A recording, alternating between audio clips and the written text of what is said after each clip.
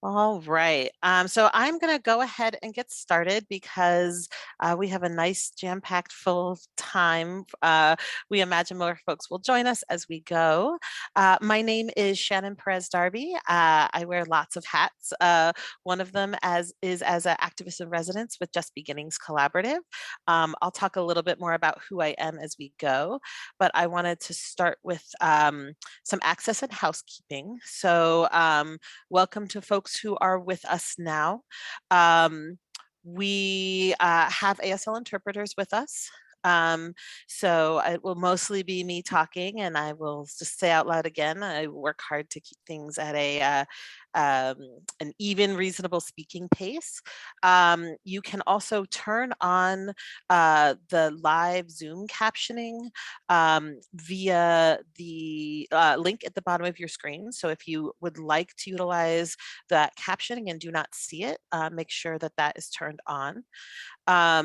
We see many questions already, folks asking about the recording. Yes, we are recording it and it will be available to the public. So it is our hope and intent and best intent to have the recording available to folks next week. So we will send that out to folks who are registered, as well as in many of the platforms that may have brought you here. You'll see that presented. And so just to know that.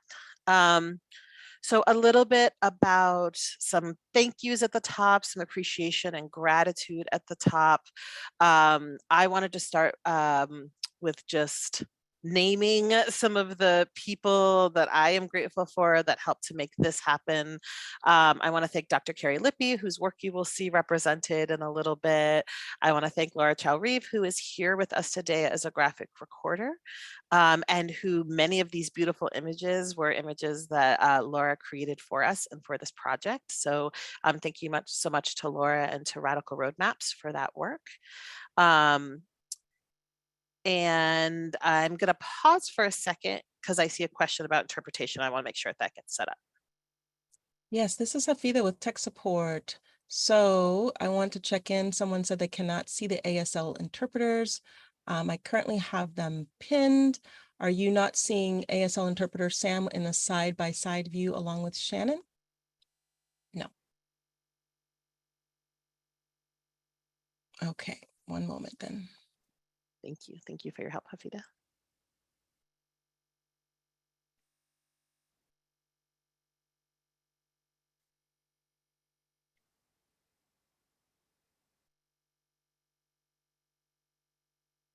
All right, how about now? Great. Okay, Thank you. thank you. Thank you so much. And that, as I keep going, and thank you for that access pause and support.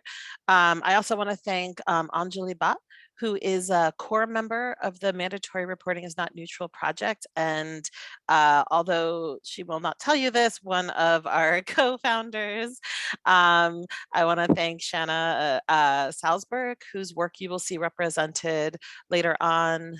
I want to thank Danica Borenstein, who is one of my mentors and who I learned much of this work and this foundation from. I want to thank Mia Mingus, who was a big part of me being able to be here and do this with you all. And I want to thank Hafida Akwai, who you just heard from, who is our brilliant tech guru, is helping make sure this happens with such I'm sure there's a more gracious word than competence, but just like such oozing like grace and competence. And I'm sure everyone knows how soothing that is. So I just want to name 3 of the orgs that this work is coming from. One is the Mandatory Reporting is Not Neutral project. The other is Just Beginnings Collaborative. And then my organizational home, Accountable Communities Consortium. And so I'm going to introduce Nicole Pittman, who is the executive director of Just Beginnings Collaborative, and she's going to talk with you a little bit about JBC and who they are. Thank you. Thank you, Shannon. Hi, everyone. I'm a little flustered in a good way because of the amount of support and response to this kickoff event where we are showing where Shannon is going to be talking about their work. And so first, I just want to say I'm Nicole Pittman, and I am the Executive Director of Just Beginnings Collaborative. I have been in this position since 2020. And one of the things that I just want to talk about quickly is our origin story. And this organization, Just Beginnings Collaborative, started as a funding intermediary, or as a lot of people would call them, a grant-making collaborative in 2015, where the former executive director helped bring in about 18 different fellows and organizations, mostly queer, trans, Black, Indigenous, people of color leaders working to end child sexual abuse. There also were outspoken survivors of child sexual abuse. And for me, that was just an amazing opportunity to get this issue out in the forefront. So I was a friend of Just Beginnings before I started as the executive director. And I just want to thank some of our first inaugural leaders, that are many of them. I see so many of them on this call. And really, they helped us figure out this sort of new iteration. And the way that they helped us figure out this new iteration is we listened and understood from some of the things they were saying about QT, BIPOC, or queer, trans, Black, Indigenous, people of color working on the intersection of ending child sexual abuse and freedom and liberation. And some of those things, there were three things that they were really helpful in us understanding. One, it's necessary to start moving upstream towards prevention, moving away from just intervening when harm happens. Two, really analyzing and pushing and understanding the role of systematic responses and carceral logic as barriers to true prevention. And three, the opportunity to radically reimagine how we resource and support true prevention. And so what that led us to is we are now more of a strategic home where we do programming, we raise money and give money out and work in collaboration with the movement to end child sexual abuse. We embrace the spirit of abolitionist feminism, transformative justice, and the wisdom of children and communities for whom institutions have been sources of oppression. And this is a pretty big stance for us because, we are an organization, but we want to have that abolitionist lens and transformative lens where we're moving away from institutions. So one of the things that we did, and I'll move into where we are now today, is our first activist in residence, which I am so excited and delighted to have Shannon Perez-Darby representing Mandatory Reporting is Not Neutral as our first activist in residence, where it is 3 to 5 years of funding, but working collaboratively with us to remove barriers and examine the issue of how to end violence without more violence. So we're thrilled to have Shannon. And one thing I wanted to say is that Mia Mingus was absolutely essential, who we all know, and if you don't know, look up the transformative justice work that Mia's done. Mia came to us, we were working together for about a year, and Mia said, this work, to work outside of systems and end violence, can't happen without Shannon's work, and Mandatory Reporting is Not Neutral's work. It will always remain illegal and on the margins. And so for us, it was just an honor to be able to work with Shannon for these next 3 to 5 years intensively and see her almost every day. So with that, I just want to say we're so excited for you all to be together. And one of the things that just I want to end with is we're really wanting to reimagine how we think about ending child sexual abuse. Most people, when they hear that term, they retch in their stomach, they get upset. This is about joy. This is about resilience. This is about love. And Shannon is no better person to bring that in. And so I'm so glad that you're all here to see her today. And I'll be observing and watching and maybe chatting as well. And so love that you all are here. Thank you. And I'll pass it back. Thank you so much, Nicole. It is such an honor to do this work with you. Okay, I want to say a little bit about Mandatory Reporting is Not Neutral and about how we came to be, because I think it matters.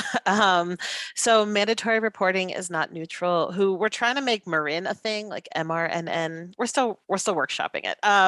But It is a project that started from anti-violence advocates who had been working together for the last 10 to 15 years, who we've been talking about this together for the last 10 to 15 years. And we were like, hey, nothing has changed in the last 15 years. We've got to be able to do better than that. What's the plan? So we started meeting really informally through the relationships that we had, through folks who had been doing this work together. Anjali, who I spoke about in the beginning, basically called a bunch of us together and we had a meeting. And that was in 2019. And we had been meeting really just like relationally for a long time. And I often described it as like, those are like some of my favorite meetings because we would just like chat and hang out for like a year. We just like chatted and enjoyed each other's company and did nothing but be in relationship with each other. And I mentioned that because I think that's such an important foundation to building the next steps of our work.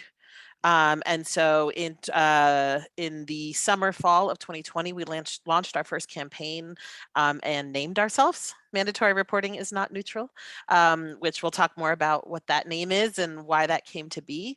And now we sometimes call ourselves a collective, sometimes a project. We're trying to keep the hard definitions a little light in who we are and what we do, and keep it about our relationships. But at our core, Mandatory Reporting is Not Neutral project works to share survivor stories about the impacts of mandatory reporting, educate communities on harm reduction practices, and change the conditions that lead to violence and abuse. So we have a core group that meets monthly, and then we have many different arms of this work. So that includes legislative and policy work. That includes a group that is focusing specifically on the intersections of disability justice and mandatory reporting. That includes a project where we are launching a pilot to do listening sessions about the impacts of these policies on families, on communities, on people. And so that is a little bit about what we're up to. And then, yes, the very next thing. So there are a couple of things about our time today. So we have 234 people with us currently. I'll be stopping twice for formal questions throughout our time together. So if you have a formal or a specific question that you're hoping to be addressed, please utilize the Q&A function in the webinar platform to ask those questions. That allows us to just manage the various questions. But please, we intentionally left the chat on for people to be able to chat with each other. So please drop resources in the chat as you have them.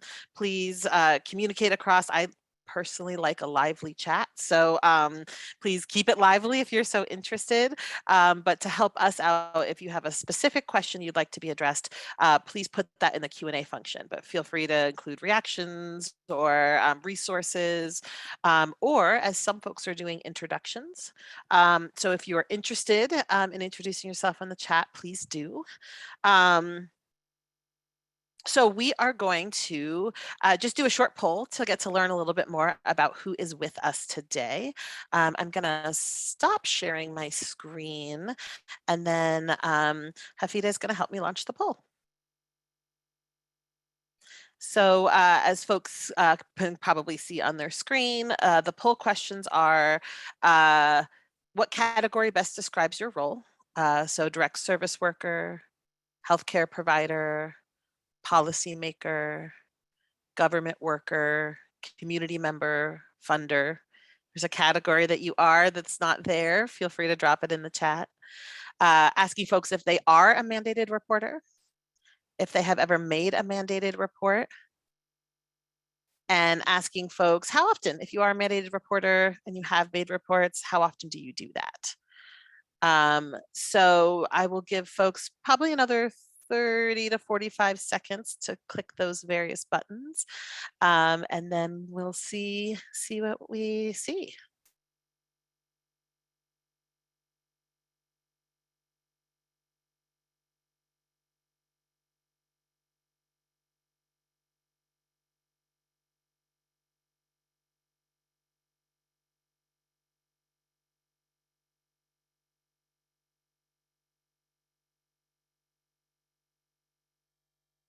All righty. I think, Hafida, you might be able to show or share the results of the poll.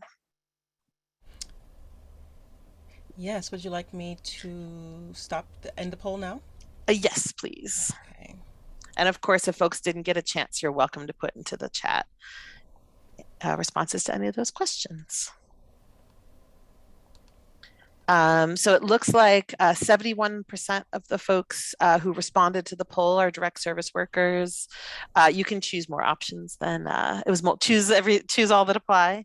13% healthcare providers, 6% policymakers, 5% government worker, 32% community member, 3% are funders. Are you a mandated reporter? 70% said yes, 23% said no, and 7% said they weren't sure. Have you ever made a mandated report? 49% said yes, 51% said no.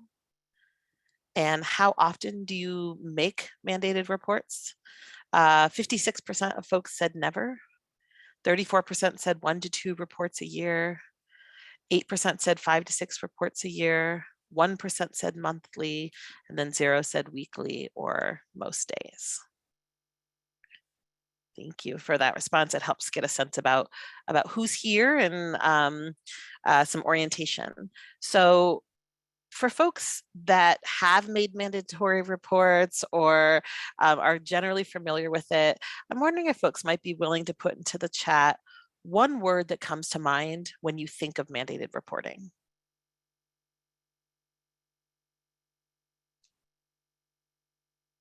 So folks are saying things like stressful, risky, required, dangerous, traumatizing, fear, policing, liability, several overwhelmings, harm, unhelpful, CYA, we'll see that term later, carceral, breaking trust, coercive, fear, silencing, unsafe, a lot of harmfuls, punishment, punitive. Yeah, I'll give it another moment for folks to respond. I appreciate that. Thanks for sharing. I think I get an opportunity to ask people this question a lot, and it always sits heavy with me, the responses. So this is if you ask me what mandated reporting is and I have to write down words, definition, which is mandated reporting is a combination of policies, practices, and state-based laws that require certain people to report specific harms to government agencies. And because this particular workshop has a national scope, we know those agencies have different names in different places. That might be called Child Protective Services, that might be your Department of Children and Family. There are many different sort of titles for what is the organization that people may be required to report to that sort of addresses harm to children and families. We know that also includes Adult Protective Services and or the police. So the kinds of harms, there's federal legislation that sort of sets a floor. And because mandated reporting is primarily a state-by-state issue, one of the things that happens is that it gets very confusing very quickly. And that is a spoiler for our time together, which is that mandated reporting laws and policies are very confusing, and they are that by design, and that it is often true that it is not clear what exactly they're saying, what exactly are the harms that are included. So for our time together today, what we are going to do is think about and explore the impacts of these policies. This particular training isn't meant to help you understand how to be in compliance with your specific state's requirements. It's to help us think about when harm happens and these requirements exist, how do we act in alignment with our values? How do we make sure that people who are experiencing violence, particularly young people, get the support they need, and how to think about that in your programs and communities. So we know in general, the categories of mandated reporting of harms that it addresses include child abuse and neglect, elder abuse and neglect, suicidality, and threat of imminent harm. Today, we're going to particularly be focusing on the child abuse and neglect kind of category, although we know these are not clean, separate categories that don't touch each other. We know that these are sort of the words the state uses to talk about the different categories. So this is from the federal definition of child abuse and neglect. Again, it's not meant to be descriptive in the sense that you should memorize this and use it to inform your actions, but it is sort of meant to ground us to what is one basis for a legal definition, which is any recent act or failure to act on the part of a parent or caretaker, which results in death, serious physical or emotional harm, sexual abuse or exploitation, or an act or failure to act which presents an imminent risk of serious harm. So like with most legal language and policies, it's really hard to know what to do with that technical legal-based definition.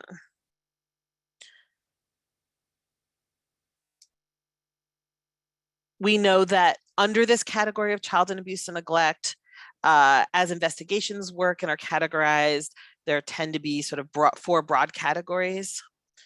Those categories include neglect, physical abuse, emotional abuse, and sexual abuse. And I meant to say this at the top under our housekeeping.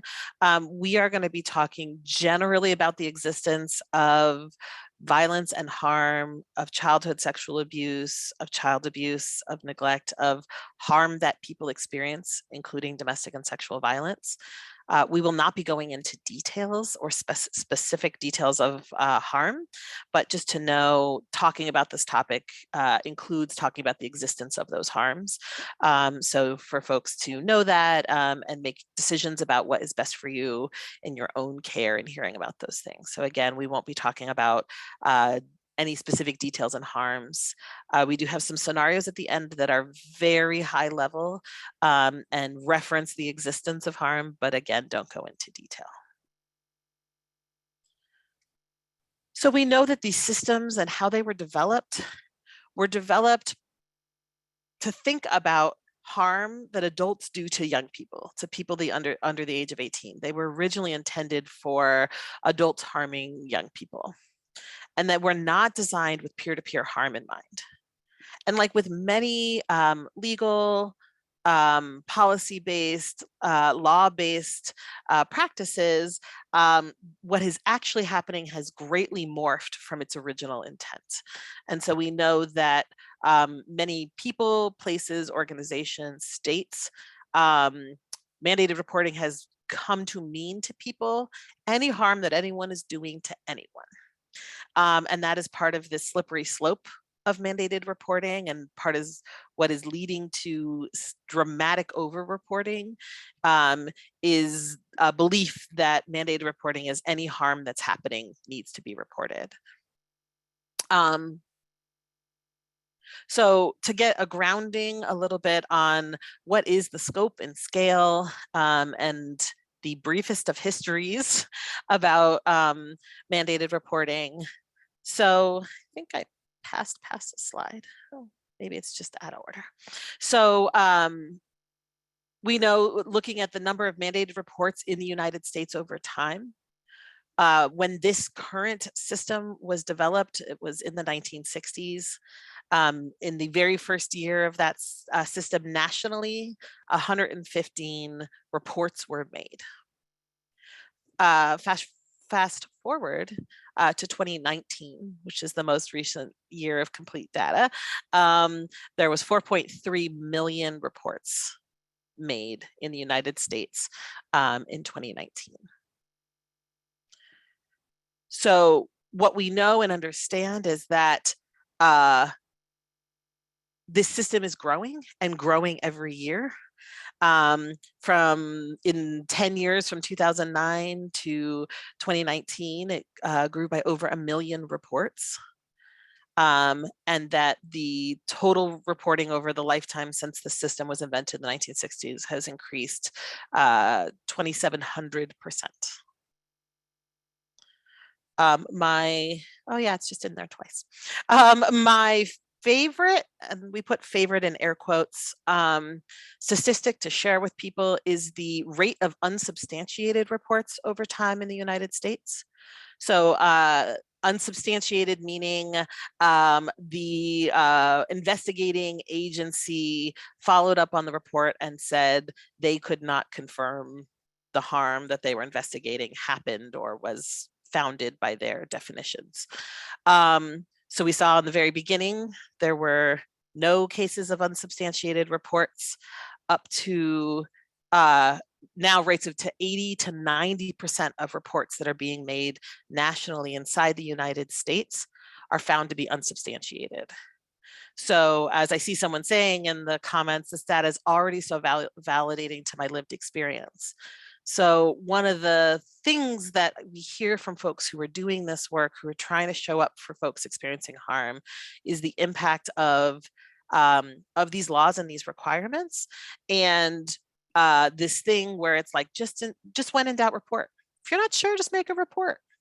And one of the things that results in is massive over-reporting in a way that is fundamentally not helpful to people who are experiencing violence.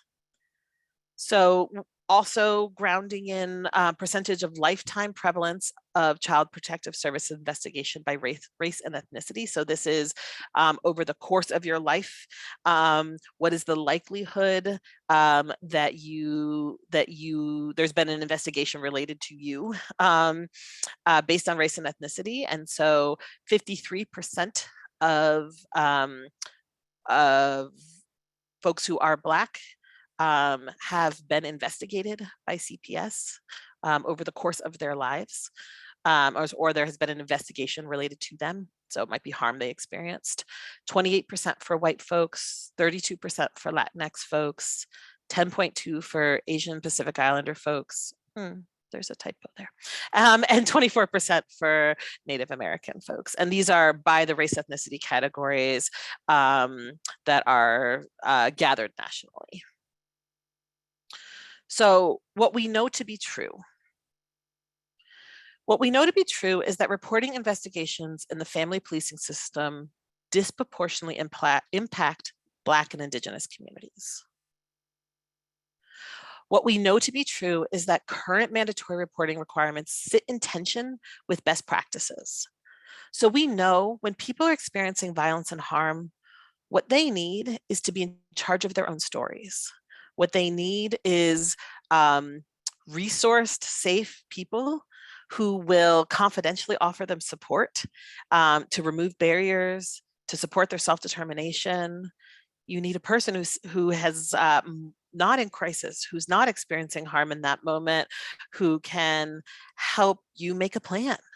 And we know that the requirements of these mandated reporting systems is that those things sit in tension. We know that we're making people make reports regardless of whether that is actively helpful to the person experiencing harm. We know that mandatory reporting requirements are a barrier for many people in reaching out for help, and we'll see some data about that in just a moment. And we know that we can do better. Part of how mandatory reporting is not neutral started is that we were folks who had been dealing with the tension of this and saying like, there's got to be something better than this, because this is not working. So my favorite survey to share with you all, really learning about what are the impacts of these laws and policies on people who are reaching out for help. So this is the report, There's No One I Can Trust, the impacts of mandatory reporting on the help seeking and well-being of domestic violence survivors. And there are links and resources in the chat, and Hafida will continue to put those in. But all of the resources that I am sharing today can be found on the Mandatory Reporting is Not Neutral website, which is www.mandatoryreportingisnotneutral.com. And so you can find the link to this report, as well as the data I just shared previously, and other data I'm sharing at that website. So this report is from the National Institute on LGBTQ Domestic Violence, and in collaboration with the National Domestic Violence Hotline. So how this report worked is that as part of the National Domestic Violence Hotline, particularly their loveisrespect.org part of the hotline, which is designed to support young people experiencing harm, and has like an online kind of chat function. So there's often more people who are reaching out than advocates to help. And so in that time, they put in a survey that folks were able to fill out if they were so interested. And I'm just pausing for 1 second to see, was there any tech thing, Hafida, that needed to happen, or we're all good? We're good. We were just switching out ASL interpreters. Perfect. Thank you so much. And so what we learned in that survey is over 3,600 people completed the survey. 44% were 24 years old or younger, and roughly 20% identified as LGBTQ. And then you can go to the report and see the demographic breakdowns in more detail. So some of the things we learned are that nearly 1 in 10 participants said that someone they turned to for help reported what they shared to an official or an authority figure. And of those people who had a report made about their experience, over 60% said that report made the situation worse. So 50% of people said the report made the situation much worse. And only 3% of people said that it made the situation much better. And 20% said it made the situation better in any way, shape, or form. This piece of information is part of where mandatory reporting is not neutral comes from, because we understand that people say, like, when in doubt, report. That is a common practice and common training that people receive, is when in doubt, report. What's the harm? It's helpful. We should just do it. We don't want people to be harmed, so let's make a report. And what we know is that report isn't neutral. That report is deeply connected to systems that are designed in ways that are very harmful to Black, Indigenous, and other people of color. We know that those systems exist inside the rest of the world. They're under-resourced. They are not designed with the infrastructure and need that people who are experiencing harm need. And we are having people say, it is helpful. It's not helping us. Some of the things that people said in their narrative responses are, the formal report was made without my being on board. I felt helpless and as though my situation had been labeled for me before I could come to any conclusion myself. CPS came to investigate, interview, but nothing was done after that. The report made the stalking more active and gave more information to the perpetrator, who helped him to violate the restraining order. So folks, respondents said that only 3 out of 10 participants who were reported received any preparation before the report was made. So often a best practice that people are trained to do is to say something like, I'm a mandated reporter. If you tell me you're having this, and this experience, I'm required to report that to an authority figure, to Child Protective Services, the police, whatever is the various warnings or preparation that people give. And we know that is a best practice, and that best practice comes from informed consent, telling people and giving people information about what is potential harms, or just what might happen with their information if they tell it to us. We also know when we talk about preparation, not only before somebody is disclosing violence and harm, but between the moment that someone has disclosed harm and the report is made. So one of the things that really freaks me out is the amount of people who make reports and never inform the person whose information it is the report has been made. So, what we know is that that information belongs to the person who's experiencing it. And so if we are ever sharing information about somebody, they should know that we have shared that we should know the context. They have the right to know what we shared. And so what we saw from this survey is that only 3 out of 10 people received any kind of both warning as well as preparation to say, here's what might happen when we make this report. Here's next steps. Here's what I will do after I make that report. We know that 1 in 7 participants were warned when reaching out for help that the person would legally have to report what they shared to an official or authority figure. So that's the warning part. Only 15% actually received that warning. And this is the statistic that keeps me up at night, which is 6 in 10 participants said the warning changed what they decided to share. So this is one of those tensions that I sit with, where we know it is right to inform people that if we are going to be mandated to share their information, regardless of whether that's something they desire, that we should tell that person. And what that is functionally doing is it is creating the conditions to cue up young people to not tell us the harm they're experiencing, because people know these systems are harmful. People have seen that in their families, in their communities, amongst their friends. People want to fundamentally be in charge of what happens to them. And so they will not share if that is not going to likely to be the outcome. And so what we know, if you're experiencing violence and harm, is that you need a trusted person who is going to be on your side and who is going to take cues from you about what you need and about what support you want. And so we are creating the conditions that make it nearly impossible for young people when they are experiencing violence to get help from both formal systems but also informal systems. So to get help from their teacher, from the counselor, from the coach at their soccer team, from the many kinds of people who end up being mandated reporters under our laws.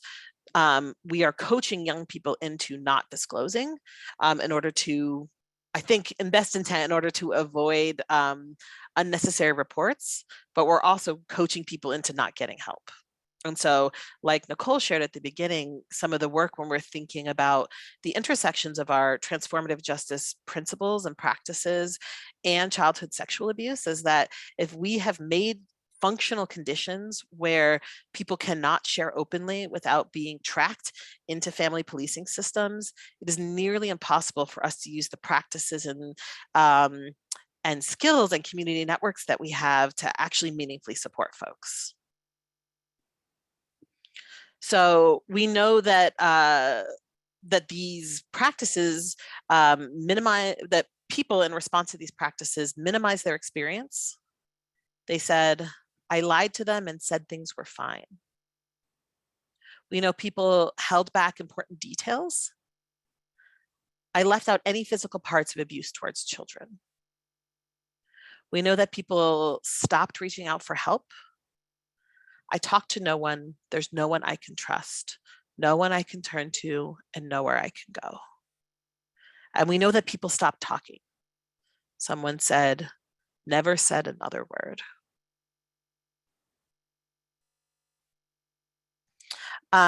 In just a moment, I'm going to stop for questions.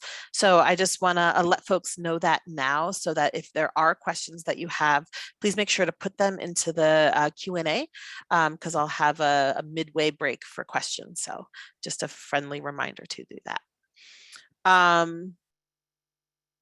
So one of the other things we learned from this survey is that over 1 in 3 participants said that they had not asked someone for help for fear the person would be legally required to report what they shared. So we know that 34% of people said actively they had not reached out because of the fear of these required to report.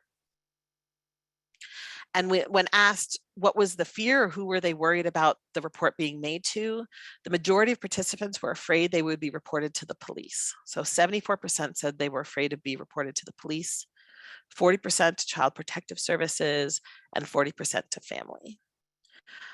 So I will say I am based in Washington State. And so I do a lot of technical assistance on safety planning and harm reduction for folks in Washington State about our mandatory reporting laws. I am not a lawyer. I don't have any legal background or training. I'm definitely not going to give you any legal advice on this time, nor am I in a position to do so. But I do want to just speak broadly about a couple of points around what kinds of harms are required to report to what agencies, because I think part of this mass confusion and fog is that it gets really, people don't know. And I think one of the hidden parts of our family policing systems is how directly it is just connected to the police. And so in Washington State, our Child Protective Services can only speak to harm adults are doing to young people. Those are the only cases they can investigate.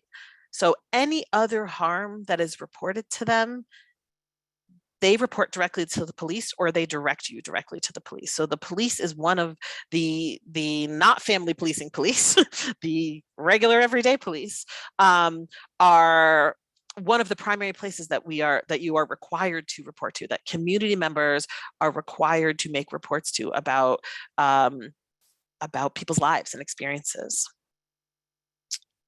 Great. I'm going to pause here.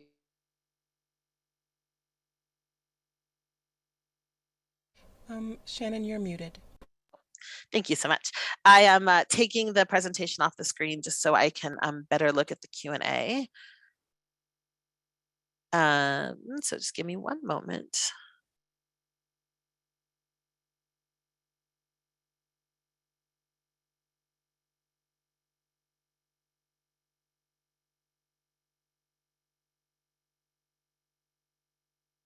Okay, great. So I'm gonna answer. So the question is, and I'll read it out loud. I would love to see the repeal. I would love to repeal mandated reporting laws, but I've been in conversation with some young people, and some have said mandated reporting saved their lives.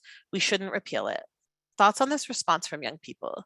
Is this just a lack of education about the systemic harms of this structure? Recently, some groups of young people wrote about this as well. Thank you for that question. We're going to talk a little bit more about that in the second half, but one of the things I wanted to address in that question is this thing that I have noticed, especially in the last 6 months. Now it is my job specifically to talk about this all day. So I was doing this as like a bonus activity after my day job. And now I do mostly what I talk about all day. And scaling that up, I've really been able to see some of the patterns about what happens when we talk about this. And what I have really seen is there is a lot of anxiety about mandated reporting. And when we talk about abolishing mandatory reporting laws, mandatory reporting harm reduction, when we talk about, reform, there's a literal panic that I see that happens for folks, which is to say, we need it because young people are being harmed. And if this gets taken away, young people are being harmed. And what we know is young people are already being harmed at massive scales that society-wise, we have not created the infrastructure or care for. So we know that's already happening. And we know that these reports aren't decreasing that harm. And for many folks, it's increasing that harm. And I think we can't talk about the abolition of mandatory reporting laws without addressing that anxiety for folks, because it's very real and it's response to real harm that is happening to people all the time. And my sense about the anxiety and the solution for that is that we, in place of mandatory reporting being the place where sort of everybody's anxieties go, we need meaningful actual support for folks who are experiencing harm. So, the idea that I'm hoping to communicate to folks is a divorcing of the idea that the mandated report is the support. Hence, reports are not support, because people have the idea that they've made a report and then that was it. They did a helpful thing. And a report is just the potential of an investigation. It's not a resource. It's not connection. It's not all the things that people need. It is just saying maybe an investigation might happen. And so helping people to understand the differentiation between those two. And it is our collective urgent responsibility to be making meaningful, realistic, accessible solutions to folks who are experiencing harm, particularly young people. And we'll talk more in the policy section about some practicalities of what that might look like. But I thought I wanted to utilize that question to make that point around people really think that the report is somehow a support, and we know that that's not true. Okay, some more questions. Okay, this is also a great question. So the question is, what happens if a mandatory reporter doesn't report something and their supervisor or someone else finds out? What types of trouble can they get in? So again, I can't speak specifically because this is the laws are state by state. In many states, there are criminal penalties associated with mandated reporters not reporting. One of the things I will say about that, in an area of research is on our wish list. If anyone out there would like to help us with this, is looking at what are the actual rates of how often do people actually get charged with those criminal penalties? From what we have seen is often in extreme cases, often to make points, often sort of by the state's discretion, which is how any legal charge happens, is by the state's discretion.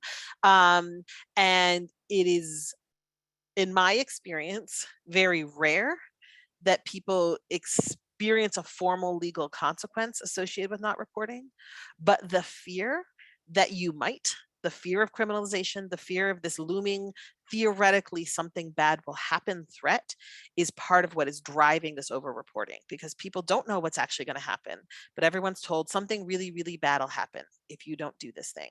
But exactly what that is, how often that actually happens, is one of the questions to explore. And I will say, as someone who talks about this a lot, I hear a lot of fear about it, and I do not see a scale of people actually experiencing that threat or that consequence. But like in Washington State, it is a gross misdemeanor, is the penalty for not following our mandatory reporting laws.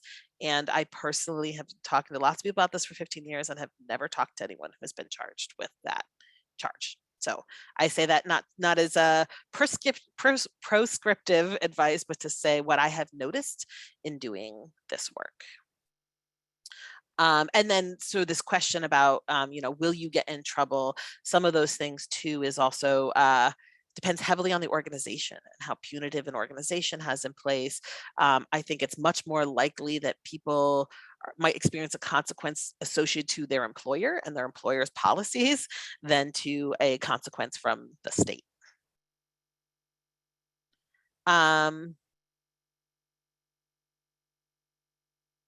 So Chimera shared this question: are there any youth-led efforts to address the harms caused by mandated reporting or creating strategies?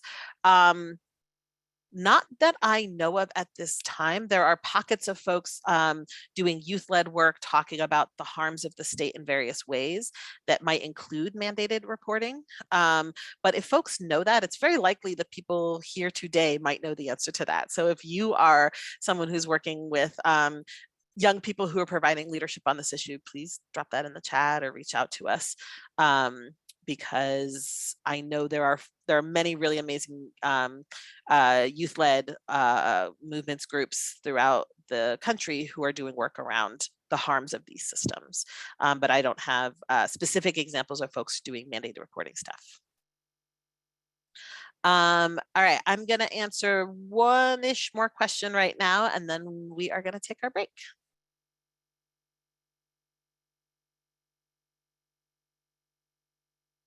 So this is a question: how can I push back on the quote, when in doubt, make the report practice mentality in a direct service workplace? Yeah, thank you so much for that question. My hope is that by sharing more of this information about the harms associated with mandated reporting, some of the things we are working on through mandatory reporting is not neutral, and this activist and residence position is trying to do provide more tools and templates for folks trying to do this.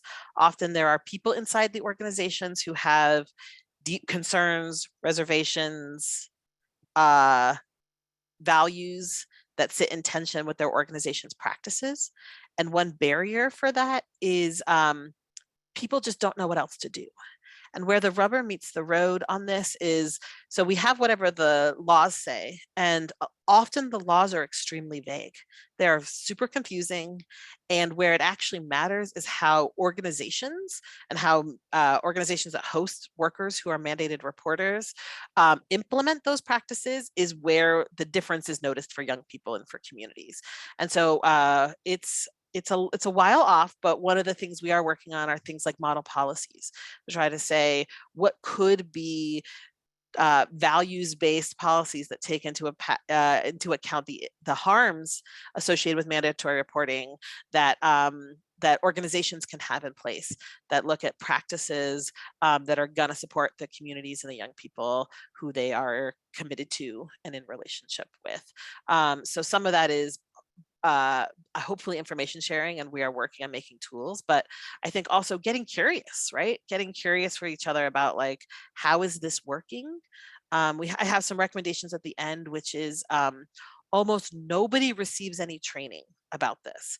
The training that I received as a domestic violence advocate, who was the one person working in our youth program, was that somebody wheeled out a cart with with a TV that had a VSH player, literally put a tape in. I listened to two governors ago do like a 5-minute spiel about my requirement as a mandated reporter, and somebody checks the box in my admin file. That's it. And I hear that from many folks. And so first starting place is actually having these conversations inside your organization, working through case studies, working through getting curious with each other about times you have made reports, about what are the impacts of those reports. Because again, the report should never be the last thing you do. The report, even if you get to a place as an organization or as an individual where you do end up making the report, you can do many active things to help support folks. So being in that conversation with organizations is a really great place to start. So I am going to pause there, and we're going to take a break and give folks a chance to use the restroom, do whatever else you need. So we will have more time for questions at the end, and I will see folks back at the top of the hour. Welcome back, folks from the break.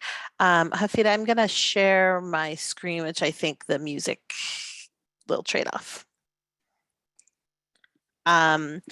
Over the break, I tried my best. I love a happening chat, so I appreciate that.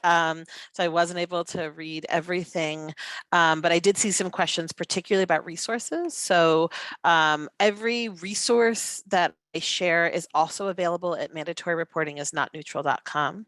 So I put that link in the chat, but all the statistics, all the research, the data, this recording will be presented there. Past presentations, webinars, discussions, pretty much if you have resources you'd like to exist there, there's a resource hub there that includes everything that you that we have shared here. So that is the one place you should be able to find everything. So moving on to our next section. So many folks have been sharing this, but to be really explicit about what are some of the unintended consequences might be generous, but what are some of the impacts of these laws? We know that help seekers are unable to safely access support. So they reach out, you might go to your doctor, access medical care, and folks are told, I have to report this injury to the authorities.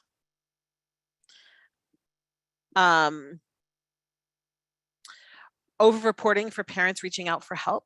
So a person might hear she drove to the shelter without a car seat. That's not safe. We have to make a report.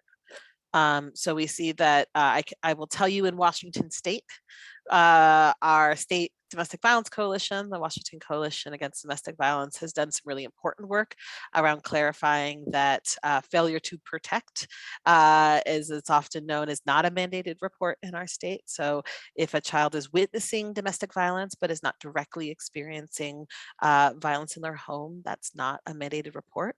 That is one way that survivors of domestic violence are often over-policed and directed into family policing systems, is that there are many places and organizations that understand that just by being a survivor means that you that they might have to report. If a survivor who is a parent, that means you might have to report that.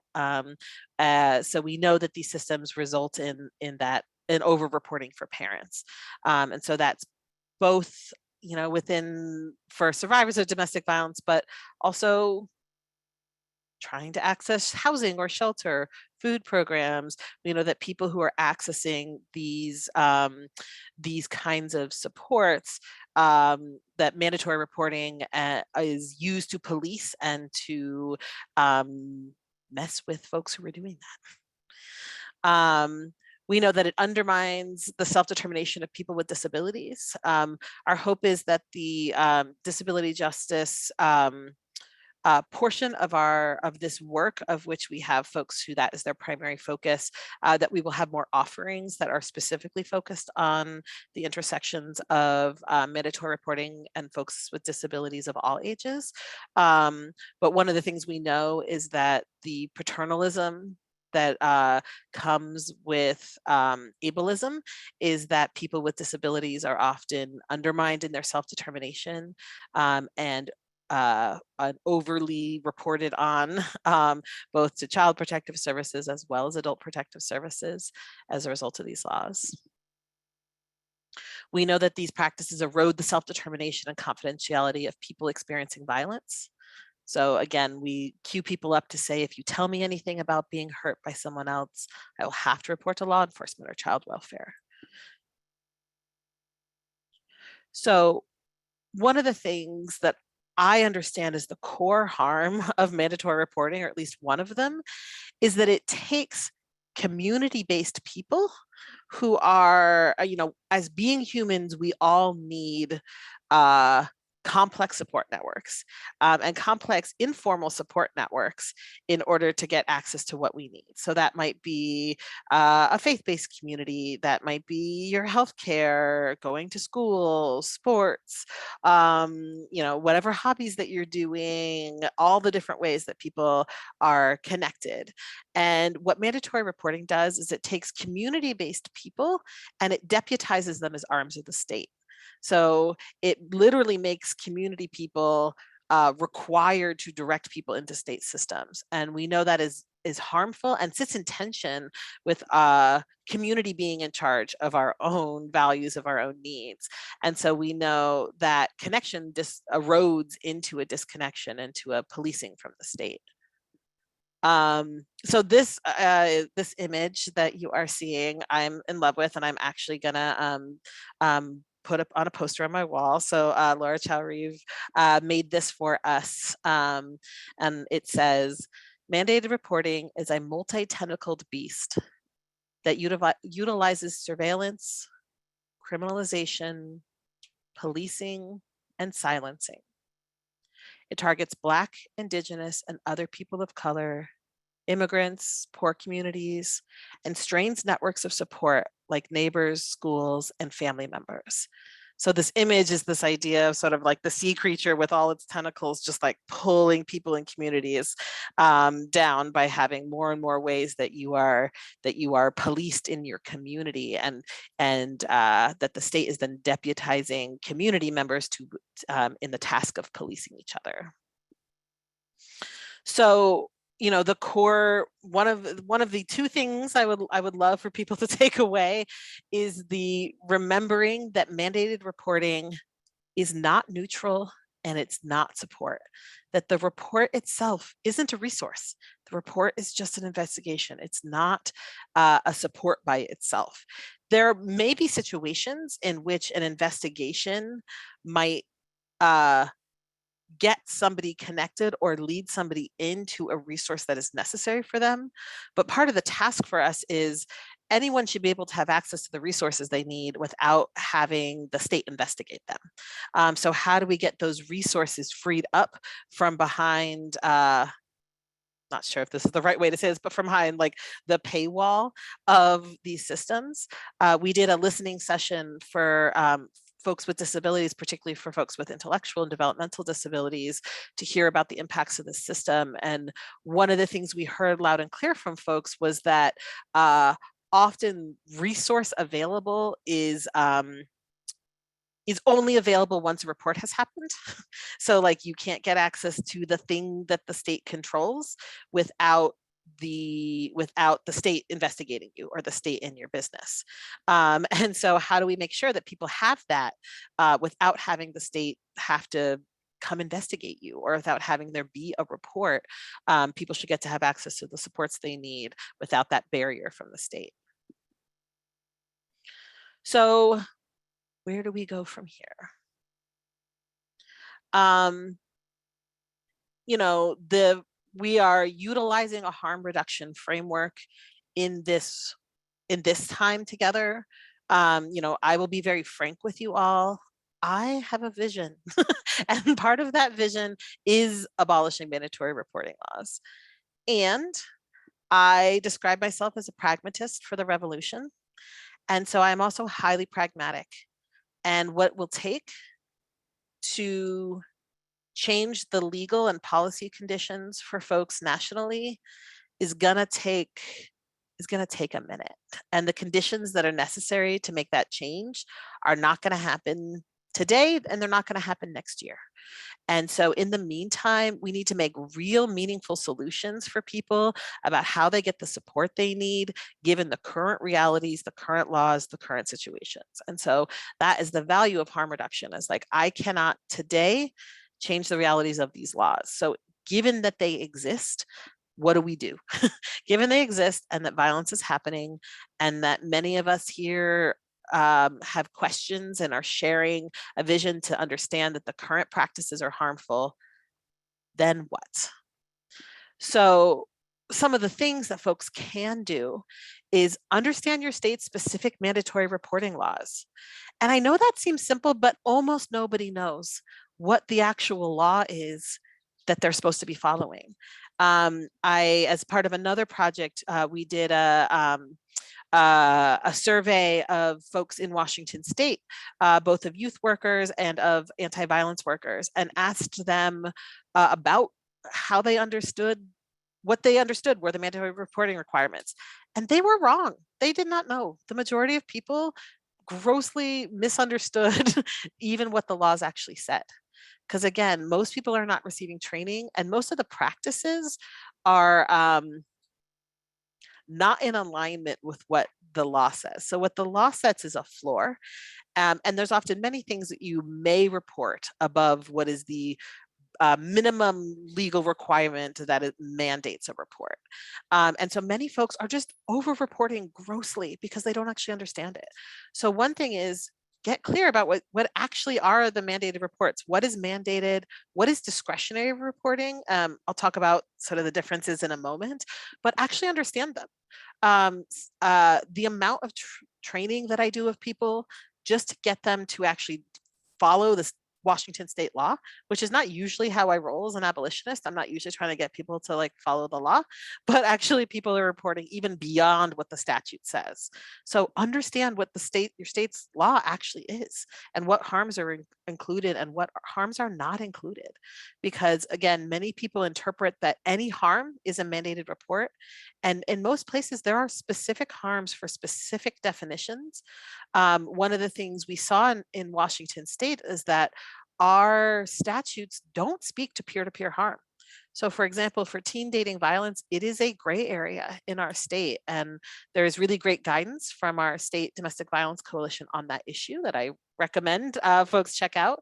You can find it on mandatoryreportingisnotneutral.com, trying to help navigate the gray areas. And so I will have people look at me and say, no, it's definitely teen dating violence in Washington state is definitely a mandated report. I'm like, yeah, tell me where it says that. That's just your idea. It's not true. So actually get clear about the actual laws. Clarify your program practices around mandatory reporting. So again, because almost no one receives any training, almost no one has actual policies in place. Their policy is like follow the law, and the law is not clear. Get clear about what are the practices your organization is doing. Sometimes in doing even an informal audit, it can help to show that like, hey, we don't have a plan. Most folks don't have a plan. And generously, I want to say that one of the reasons I think organizations don't have plans is that in making those plans, you realize the tension between what your practices are and what the law says. And when you start to poke at it, it gets pretty overwhelming for folks. And so it's just it's easier if you just do nothing is the perception. So it's easier to just say, I don't know, we follow the law, that's our policy, than to actually get in there and say, great, well, what does that actually mean for our practices on the ground?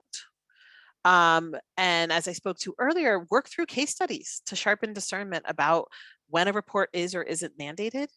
Our best decisions are not made in crisis. So a lot of what happens is that there is no plan.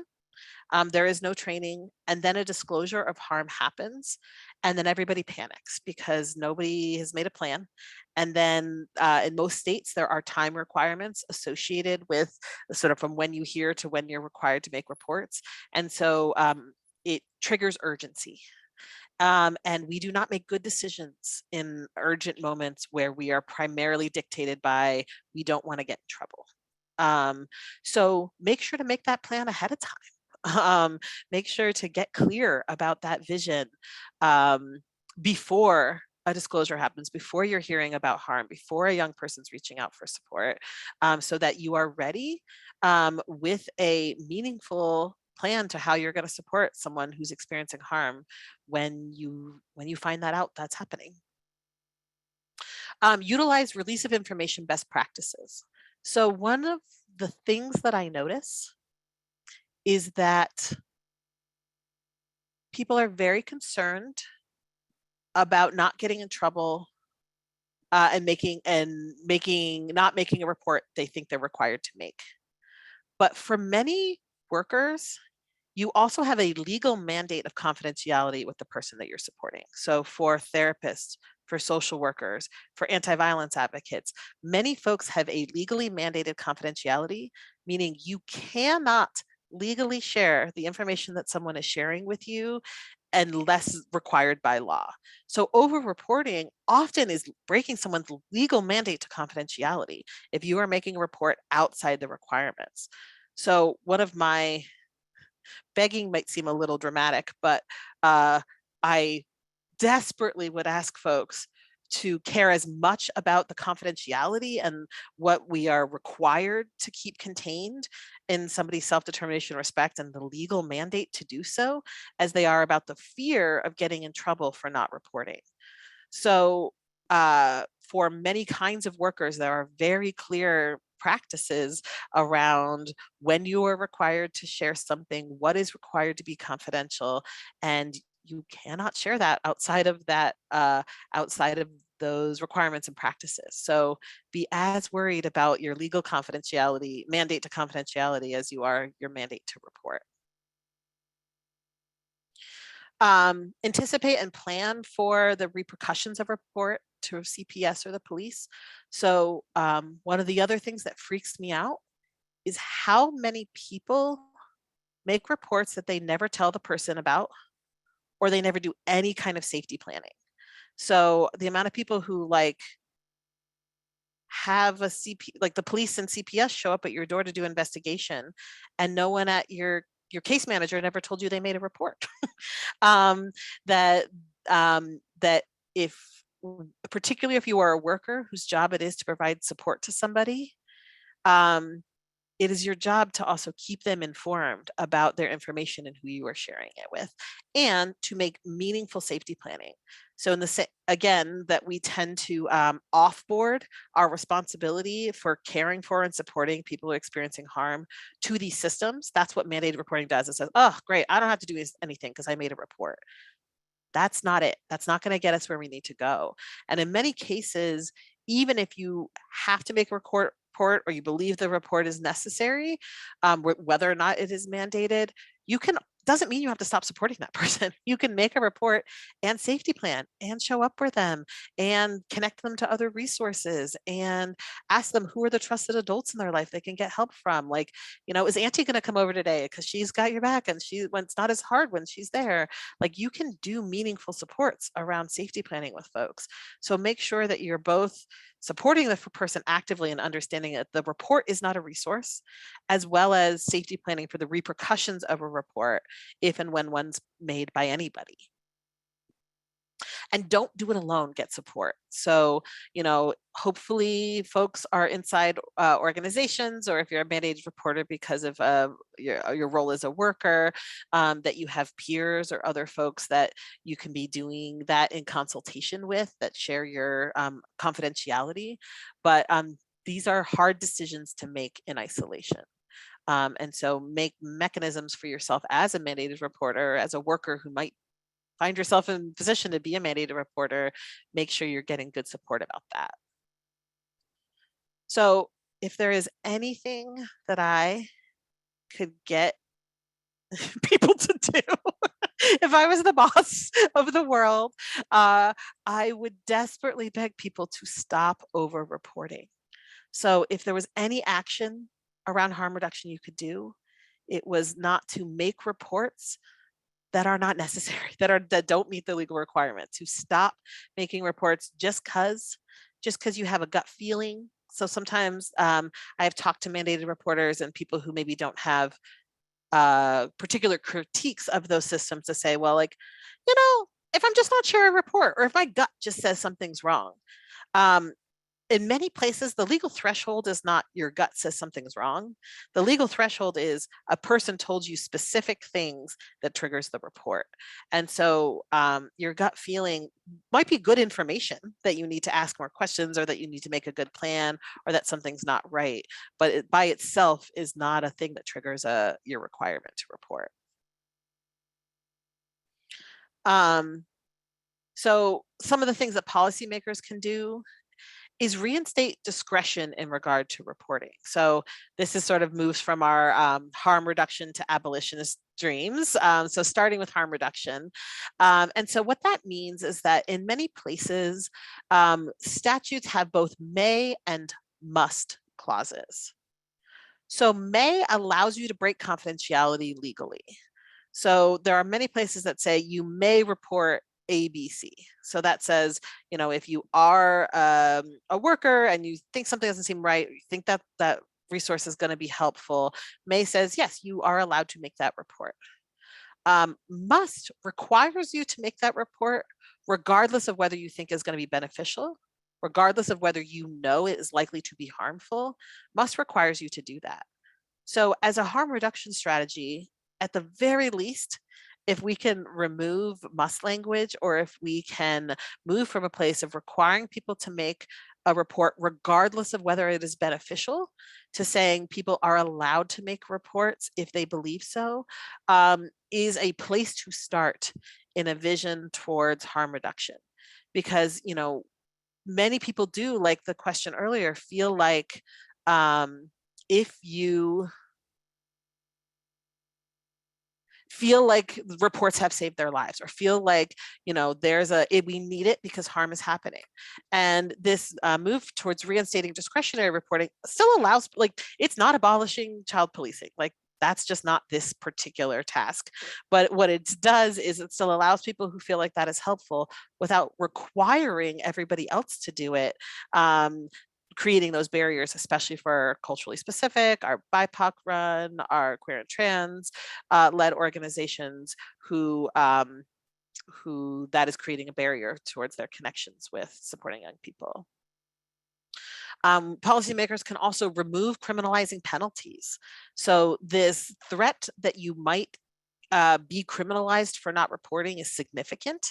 and I believe leads to the over-reporting. And so, we can make mechanisms that support people to do the right thing without the threat of criminalization. And then towards the vision, we can abolish mandatory reporting laws. A vision to say, what is actually going to actively support people who are experiencing harm that doesn't require us to report harms outside of what people want and need. So policymakers can also develop model policies that honor the confidentiality and self-determination of young people experiencing domestic and sexual violence. Funders can remove extraneous reporting requirements from grant and funding agreements. So one of the other things that's a little bit outside the scope of this time together is a lot of these laws just set a floor. And then we can find that people's licensure, for example, or their grants or other kinds of requirements can often make people more rigorously have to collect people's information, report on it. You may have laws in a state that might be relatively favorable, and then you have a funder that says you are required to report any harm that happens to the police. So if you're a funder who's making those kinds of expectations, that is contributing to this over policing. So funders can remove those extraneous, those above and beyond requirements to report from their grant language. Many people have run their grant language by lawyers who have a liability-based framework. So how do we not get sued as their question they're asking? And then they throw in liability-based language like, when in doubt, call the police. And when we don't match that grant language with our values, with our commitments to our larger visions, we aren't in service to the communities that we're supporting. So we need to match that commitment to decreasing the liability or the potential harm to the organization with actively supporting communities. Funders can also fund flexible community-based supports that connect young people with communities and peer networks. Funders can support grantees to move away from liability-driven decision-making. And then there's a role for everybody. So just to not get too much into the nuance at this time, we didn't go into state by state requirements, but there are 18 states in the United States that have some version of laws that say all adults are mandated reporters of some form. So we know that in many, many states, the requirement is triggered by some kind of professional responsibility or a volunteer responsibility, like being a coach or volunteer on a hotline or something like that. But we know it's going to take all of us to create the conditions where young people can be safe and where we can change the conditions that lead to this harm. So all of us can center the self-determination of people experiencing violence, especially people under the age of 18. So part of my background is I worked 10 years supporting LGBTQ young people experiencing violence, primarily domestic and sexual violence, although hate violence, family violence, violence from the cops was included. And one of the things that I saw was that young people were falling through the cracks of the various social service and community support programs, because what you had was sort of youth-based programming that basically received no training and support around how to spot violence and felt under practiced about how to support young people who are experiencing violence. And you had anti-violence organizations who, for many reasons, including, I think, the complicatedness of understanding confidentiality for folks under the age of 18, will only support folks 18 and up. And so then if you are a 16-year-old who's experiencing violence, there's nowhere for you to go. That the youth program isn't trained or supported to see that violence you're experiencing, and the anti-violence organizations aren't in a position to support you. I used to work with this young person who I desperately tried to get connected to one of our local domestic violence organizations, like to the point that I used every tool in my toolbox to do that. And ultimately what came down to is like, she didn't have a cell phone And this program only had a mechanism where they would call you back. So she was used to accessing, she would go to youth drop-in centers and places like that to access support. So she knew how to like show up someplace and get support. But that organization had a mechanism where like there was only a callback, and there was literally never a time or place that she was going to be available consistently to call back. And they would, they couldn't tell you when they were going to call you, right? They're like, sometime in the next 2 days, someone will call you from a mystery number. And so it was not possible to get her connected to support from that organization or from any anti-violence organization around the lethal levels of violence she was experiencing in her relationship. We also can reinvigorate community-based advocacy and tools such as safety planning. Again, understanding safety planning as a tool that all of us can do. One of the things sometimes is that people think that only special people with special skills can support folks who are experiencing violence. Most of us feel dramatically underprepared for how to deal with disclosures of violence, how to deal with childhood sexual abuse, with any kind of violence that young people are experiencing. And that underpreparedness makes us think that only special people can be helpers. And we actually know is that most people who experience violence access support from people they know in their communities, not from anti-violence advocates, not from youth workers, not from other people in their community, like in the world, not from strangers, but from their folks. And so we can all get sharper about how do we ask open-ended questions and show up for people who are experiencing harm, from young people who are experiencing harm. And, safety planning is just a fancy word for asking people open-ended questions about what they want and need and what will feel right for them, and making the best plan with the tools you have. It's in some ways like having everybody just be a little bit better, and leaning into that skill would go much further than folks feeling like they had to have like a special safety planning class in order to do that. We can encourage engagement and community connection over reporting. So we know that communities are part of what keeps us safe, that strong networks, that having social connection with a diversity of folks is one way that we stay safe and can get safer. And we know that everyone should get to be in charge of their own story. As the values like, it's your life and you should get to be in charge of the story of it. And when we encourage engagement and connection over reporting, we allow people the dignity of being in charge of their own story and their own experience. And we can work to create the conditions to support loving, equitable relationships and communities.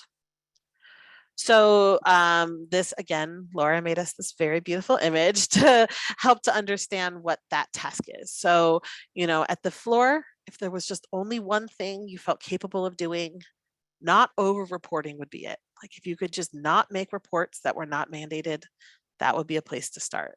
And we know we can do better. So beyond that, we can engage harm reduction practices where we engage with our organizations, we engage with other workers, we engage to build more complex practices. We can do even better. We can actually make mechanisms that aren't based on liability, that aren't CYA, cover your butt, but are actually based on the burden of benefit. So the burden of benefit is the concept that you would actually have to prove that making the report would be actively beneficial instead of proving that you would, instead of the threshold being you would get in trouble if you didn't do it. We can identify alternatives. We can actively build something better. We can actively build meaningful supports for folks. And then in our vision, if I was the boss of the world, we would abolish mandatory reporting laws and in lieu of strong resource supported communities. So I'm gonna take about 7 minutes and just talk through these scenarios. These are literally the entire scenarios, are 1 to 2 sentences. The idea is that these are not meant to be complex scenarios. These are meant to be starting places for kinds of questions that you could bring into your organization, into your workplace, into wherever it is that you're having these conversations, and start to ask some questions. So this is not our deep scenario time, but some a threshold to kind of start with. And then we'll use the rest of our time to answer final questions that folks are putting into the Q&A. So scenario 1. You're meeting with a 15-year-old one-on-one, and at the end of your time together, she tells you that her and her boyfriend had a fight last weekend, and during the fight, her boyfriend choked her. So questions to consider. Is peer-to-peer teen dating violence a mandated report in your state? What would you say or do next to support the self-determination of this young person? What mechanisms, policies, or structures are in place at your organization to determine next steps? So I'm not going to solve this question for you all today. I have thoughts. I know the answer for me when I was a direct service provider and was a mandated reporter in my state and context, but that will be different for you all based on where you are and what your role is. Scenario 2. You are facilitating a support group for adult survivors of domestic violence. During the discussion, one of the group participants says that she's feeling a lot of shame because her 5-year-old saw her husband hit her last night. Questions to consider. Is witnessing domestic violence a mandated report in your state? I'm going to add a bonus question, which is, how would you go about finding out? Sometimes even getting clear about how we would get clear is a task that ends up being a high barrier for folks. What would you say or do next? And then what mechanisms, policies, or structures are in place at your organization to determine next steps? Scenario 3. You're working one-on-one with a 14-year-old when she discloses that she was sexually assaulted by her 17-year-old friend. She's scared that she might be pregnant and doesn't know who to talk to or where to go. Based on your role and location, do you understand this to be a potential mandated report? What would you say or do next to support the self-determination of this young person? What mechanisms, policies, or structures are in place at your organization to determine next steps? And finally, scenario 4, you run a youth group, and during a group meeting, one of the young people in the group, Jason, who is 16 years old, starts talking about how he just broke up with his boyfriend, and now his boyfriend is posting threatening messages on Facebook and Snapchat, including, if Jason ever has the guts to show his face around here again, he'll be sorry. And the questions to consider are, based on your role and location, do you understand this to be a potential mandated report? What would you say or do next? What mechanisms, policies, or structures are in place in your organization to determine next steps? And I'm being blinded by the very beautiful golden hour here in Seattle. I picked these particular scenarios because they are often ones where there's a lot of disagreement and where I will ask folks inside the organization these questions and people will not agree. Particularly this last scenario about people's interpretations of imminent harm or threat and what is the threshold for that is dramatically different. And I will say highly racialized. I couldn't nerd out with you all about the data for ever, but in the statistics that you all can find on the mandatory reporting is not neutral, and looking at the racialized nature of both who is reported and what are the harms that are reported. The threats of physical harm are one of the reports that are over-reported and associated with Black communities. So not that Black communities are doing, but that folks are interpreting as a mandated report or as a harm. And so we know that people's sense about what is an imminent harm and what is a threat and what is real is highly contextual and racialized. And when you're at organizations that have liability-based focuses, those often tend to be institutions that are lifting up anti-Blackness and standards of like what is the right way to be, what that we know are highly racialized standards. And so we know that that's part of how these laws get disproportionately used to crush Black and Indigenous communities. And so these scenarios are designed to say like, hey, these are places that are sticky. In the scenario 3, looking about, you know, when we're talking about peer-to-peer harm in the sense that 2 people under the age of 18 where violence is happening, there are often multiple layers. So in many states, regardless of age, if a person is under the age of 18 and sexual violence is happening, it's a mandated report. In other places, there are the laws just aren't as clear because they are intended to talk about harms that adults are doing to young people. And so you often have complex layering of age of consent laws inside states, in addition to the trigger of sexual violence. And so those are great places, which is those sticky, complicated places, to practice working through case scenarios in your organization. Great. So we've got about 15 minutes for questions. We are not going to get through them all, but we'll do our best and then end with a couple of other reminders about resources. And that will be our time.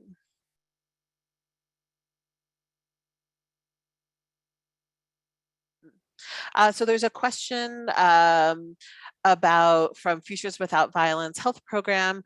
Are there states that have a burden of benefit reporting laws? Would love to see the language. I am not familiar with that specifically. I will say, without undermining our larger strategy, we are exploring some of those things in Washington State as part of our mandatory reporting is not neutral legislative policy work. And part of some of the things we are exploring are other places where everyday people are trying to be helpers, and how we think about liability. So thinking about a lot of the laws around, like Good Samaritan laws, where, if somebody is passed out on the street and you give them CPR and they are harmed in the course of like they break a rib, that you are not liable for that because you were doing a meaningful effort to care for somebody, and that there is a decreased liability associated with that effort. Trying to look at things like that to say, what are other places where if you are putting forth a meaningful effort to offer support and care to someone, that that we have a legal framework how to think about liability in those situations. So I do not know if other folks have any other, mostly people don't, but if you have if something in your state where you worked hard and you made and you worked on a strategy and you got some little like carrot of good something in your laws, let us know, because part of what this will need is on a national vision is a state by state strategy. And so let's learn from each other. So this one is a potential case study example. Why didn't mandatory reports work in the 80s with Faye Yeager's underground operation of protecting children from sexual abuse? Because I'm not an expert on that very particular issue, I won't speak to it, but what I will speak to is I think exploring the history of these laws, of child protective services, of how mandatory reporting came to be, about when they are utilized and who cares, is highly informative, and I think gives us really good information about how we got here and potentially as a path forward. Because like most laws, they're not neutral, and they're utilized in very specific ways against very specific communities at specific times. So, but if Jennifer, if there are other things in the chat you want to share about your visions or ideas on that, I would be very interested to hear them.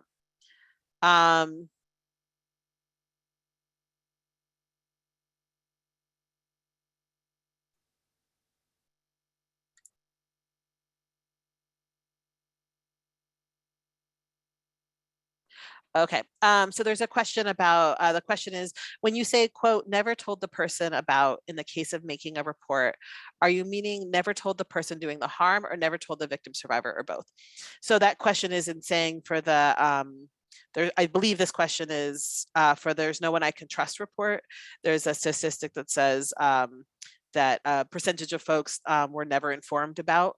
That is meant for people who are what we use the category help seekers, but people who were experiencing harm.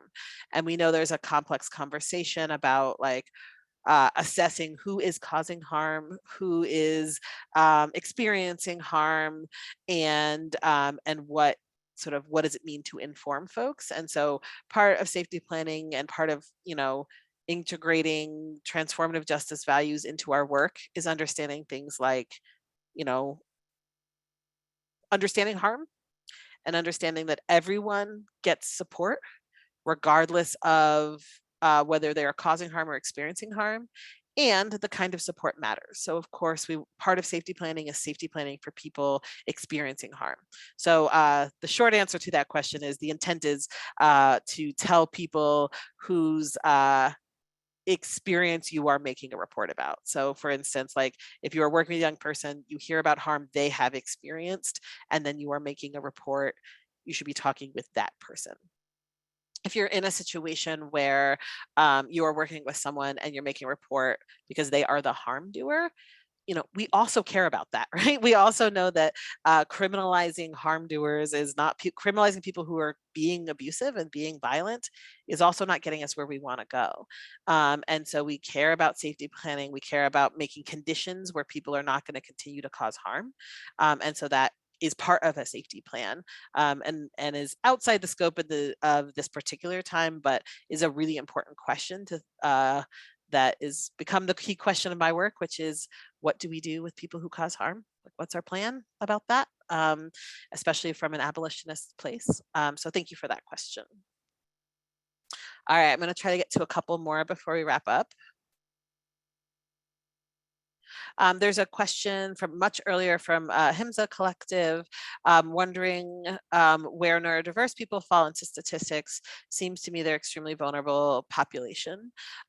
Yeah, we are continuing to better understand and learn about folks with a variety of disabilities. So part of our core group is that our folks who both identify as neurodiverse and work within neurodiverse communities, particularly folks with intellectual and developmental disabilities. So we have been doing a series of trying to listen and learn with those communities and those folks, and trying to understand, like, what do we know? So what are the statistics? So my hope is that we can build some of that out in a more complex way as we go.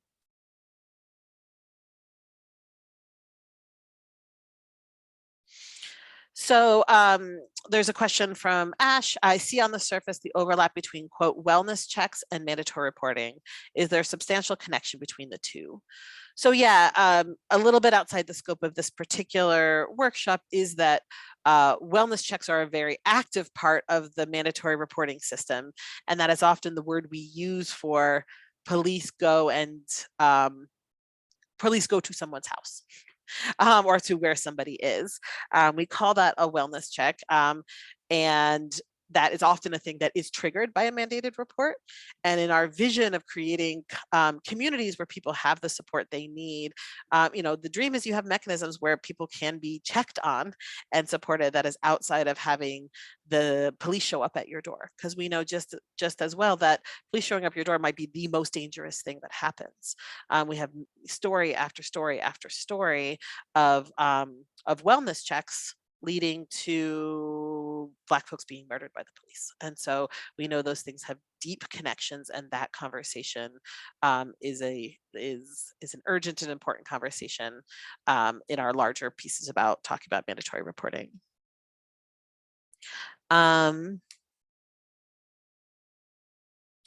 So this is a great and important question, which is, how do you suggest discussing mandatory laws to young people to make sure they, A, get support they need, B, don't feel like they have to turn away, C, understand the landscape they're coming up to? So as I shared before, how I started doing this work was working with young people experiencing violence and harm. I don't have any licensure that makes me a mandated reporter, and I no longer work inside a mechanism that makes me a mandated reporter. But for the period of time that I was working directly with young folks and was a mandated reporter, for the 12 years I did that, I made 10 reports ever. And the majority of those reports were requested by the person. So there were multiple times where young people reached out and said, I I worked with a young person who was sexually assaulted by a peer. And she was like, I don't want this to happen again. And I want to make a report to the police. And so, what I did was I asked the questions you always ask, right? I say like, hey, tell me more about what you're wanting. What do you think is likely to happen? How do you think it'll be beneficial? And she was clear that's what she wanted. And so it wasn't my job to tell her not to do that. So I helped safety plan with her and make a plan that was best. And I will say the outcome of that report was actually pretty significant harm to her through that report being made that we also supported her around. But I say that to say that in 12 years of working with young people, I made very few reports. And part of that was in having really open conversations. So my practice was that I did give people that kind of, I didn't call it warning, but in the introduction of working with people, what I would always say was, I am an anti-violence advocate. We have a confidential relationship, meaning that I cannot tell anybody about the things that you share with me. I am a mandated reporter, and that includes that if you tell me that you are going to kill yourself and you're not willing to make a plan with me, if you experience violence, like if an adult has harmed you, and some adult has harmed you, I may have to report those things. And if I do that, we will have a discussion. And if you have any questions about that before we get started, let's talk about them. And I will say with the young people I worked with, they were young people who had been engaged in a lot of systems. And many of those young people would literally parrot back to me like, I know you're a managed reporter and blah, blah, blah. I know. And that was the start of a conversation. And so it was part of the intro conversation we had where I set the expectation about my role, about like, and I would say, if that were to come the situation, my goal and my role is to support you and what you want. And we would make that plan together. And that is what happened in those situations. I think it highly depends on the role that you're in. I will say, knowing some of those statistics, I feel more and more ethical tension around giving that warning and making reports, because I just know it is coaching young people to not share. And mostly what people do is they say, well, just give me a hypothetical, just say like your friend.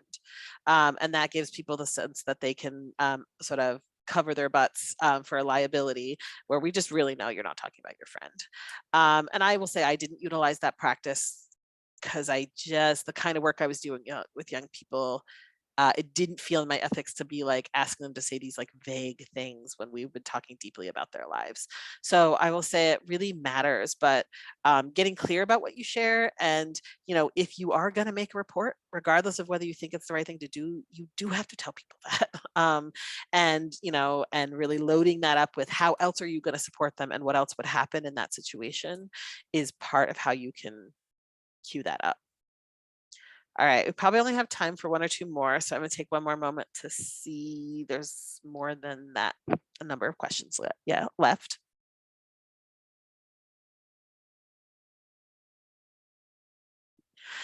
So there's a question about, what do you mean when you say it is by design that the laws around mandated reporting are confusing and vague? I almost put it in here, but I didn't want to get too sidetracked. But one example you see in Washington State is that the ways that laws are made, and the way that particularly these kinds of laws are made, are that they grow over time. And in many places, there's not some central organization or central place that is keeping an eye on the whole of the laws. So in Washington State, there's like 15 different places in the law that mandatory reporting shows up. So it shows up in the statutes around child abuse and neglect. It shows up in the statutes around vulnerable adults. It shows up in many, many different places that aren't centralized. And that often how changes to those laws are made are that a very particular elected official or a particular constituency group might work on a campaign or advocate to add some new language or to change one particular clause. And over time of that piecemealing, what happens is that you have statutes that often don't talk very well to each other or are not in good conversation with each other. So an example in Washington State is we have language that says, basically, here's the definition of child abuse and neglect. but like you can maybe probably kind of spank your kid and it's not child abuse neglect. Obviously, legally, it says a way more complicated thing, but it has very nuanced, complex language that is just not clear. It's just not clear if you read it. And I'm happy I'm at a future time to do some work where I actually just pull up some of those things so folks can look and read them. But mostly to say that if you go and read the laws in most states, it is actually not clear what harms are included or what you should do. And so by the nature of these laws often being piecemealed together outside a larger framework of support, they get wacky.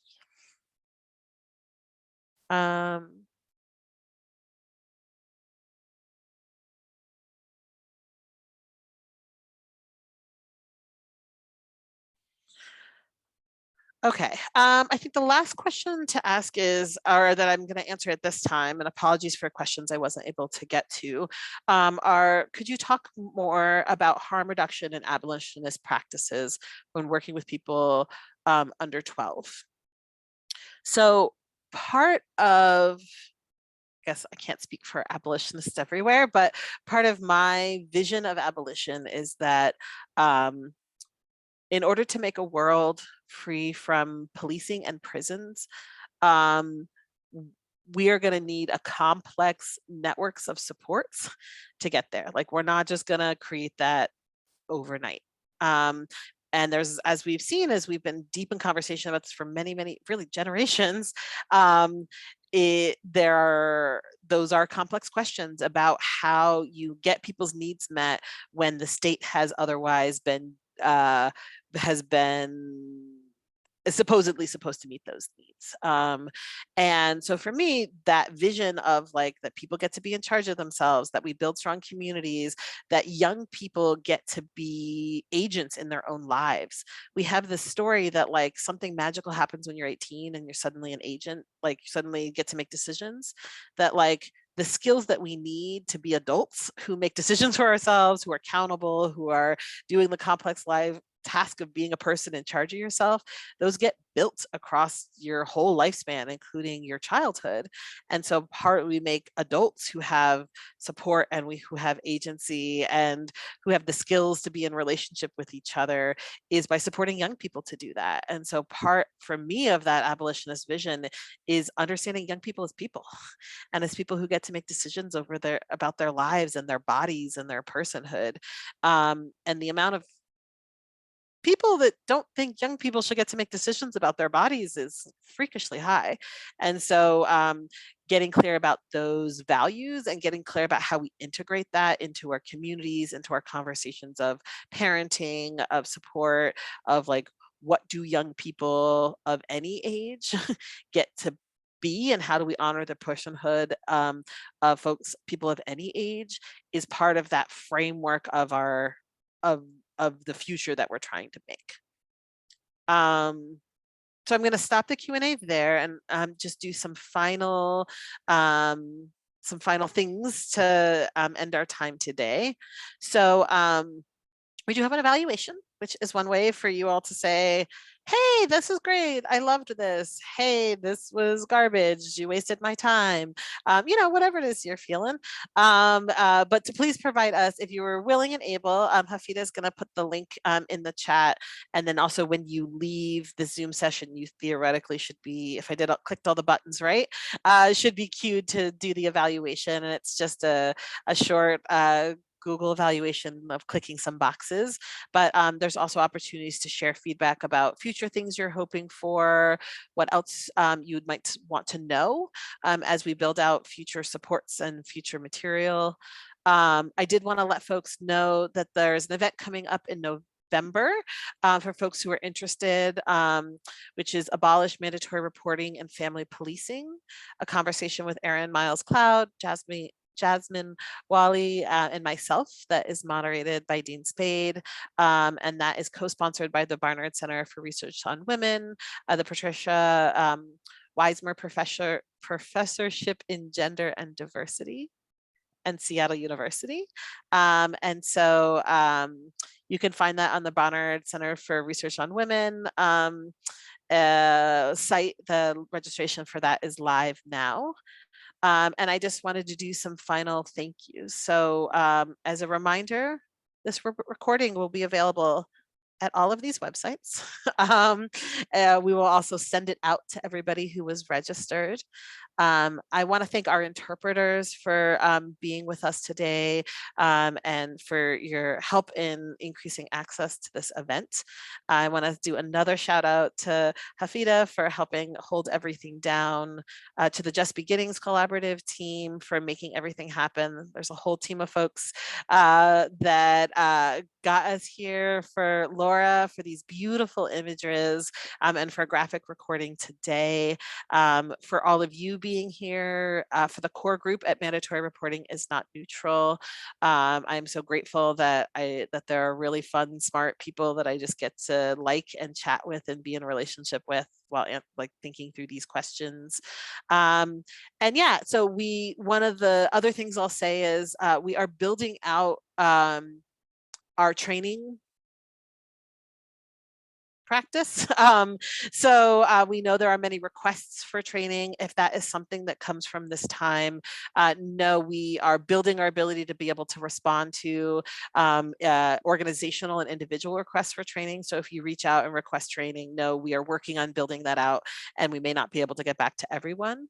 But I'm just so grateful to be with you all today. And we're going to end 2 whole minutes early. So thank you all so much.